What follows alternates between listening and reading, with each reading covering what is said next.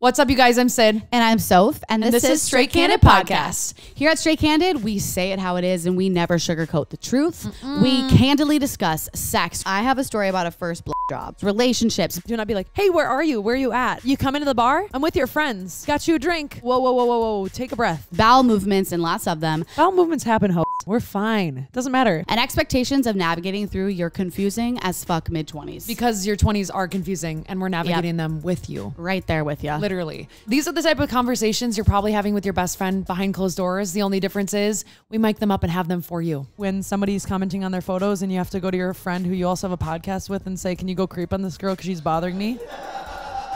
Oopsie. We're literally talking about vagina anatomy to your face rather than behind the closed doors. We have those experts on. We've had OBGYNs on. Pregnancy itself is a very private and a very personal moment. I'm giving you like a little free sex therapy tip that I do with clients. But y'all, this is from perfectionism to overcommitting, body image. Fat is not a negative word. In the early 2000s, like fat was the biggest insult. Quitting a job to dealing with anxiety. We will keep it real with you. Yeah, so join us when we have these guests on, when we shoot the shit a little bit, when we real talk, because we're gonna have real, raw, candid conversations with you.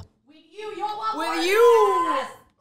I think I saw this on TikTok. This girl was like, you want to know what we used to do with our guy friends in high school? If it was like a car full of people, the girls would be in the back seat, they'd be chatting, the guys would drop them off, and one of the girls would leave her phone in the car recording, and then about 5 minutes later, they would text the boys and say, you need to turn around, one of us forgot our phones. And so then the girls would grab the phone, they'd be like, thanks, and then they'd go listen to everything the guys would say after they dropped them off. But they go, don't do this unless you want your feelings completely hurt. How f***ed up is that? Oh, I was gonna say it's kind of genius. I honestly, right when I saw that, I was like, how can I do this by myself without friends? I used to, I was like, I want to do this so bad. you're like, Pat, I'm emailing you because I left my phone in your car.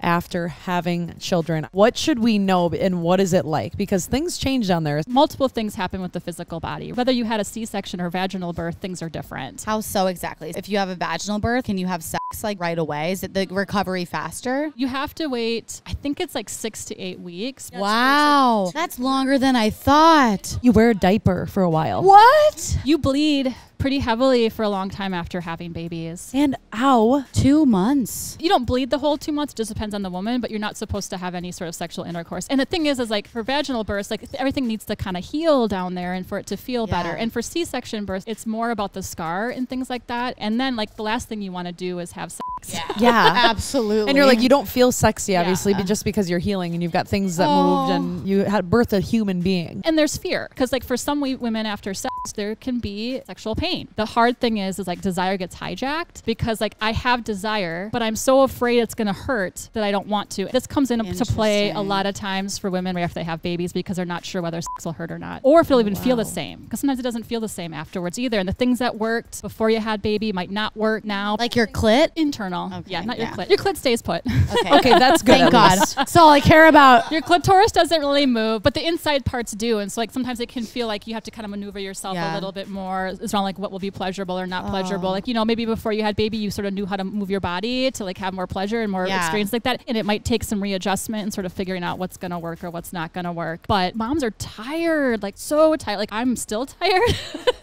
I actually get some time to myself. I sleep through the night. Like I would say like anybody that's a mom out there, especially a new mom, like it's really hard. You're doing the best that you can. You're going to be tired and it gets better. So sweet little Sophie, she got me lunch the other day, but knowing me, obviously I carried it around for a little while, right? So I'm eating it later and I'm chewing it and it's so good. It's so delicious. And I am chewing on something that I don't recognize and it's chewing and I'm chewing and I'm like, oh my God, oh my God. Tastes minty. It's a refreshing little piece of gum in my soul bowl. I was thinking in my head, I go, this bitch put her gum in my bowl because she thought I was done. And it was not even halfway done. And I'm like, you son of a gun. I need to pull up the text. Monday at 9:31 p.m. Finishing her lunch. No way. Next message. No way. I'm crying puking. I was just eating the rest of my bowl and I'm chewing on something odd. Turns out it's a fucking piece of chewed gum. I'm crying. Was it yours? I'm laughing, but I may kill you. I don't know yet.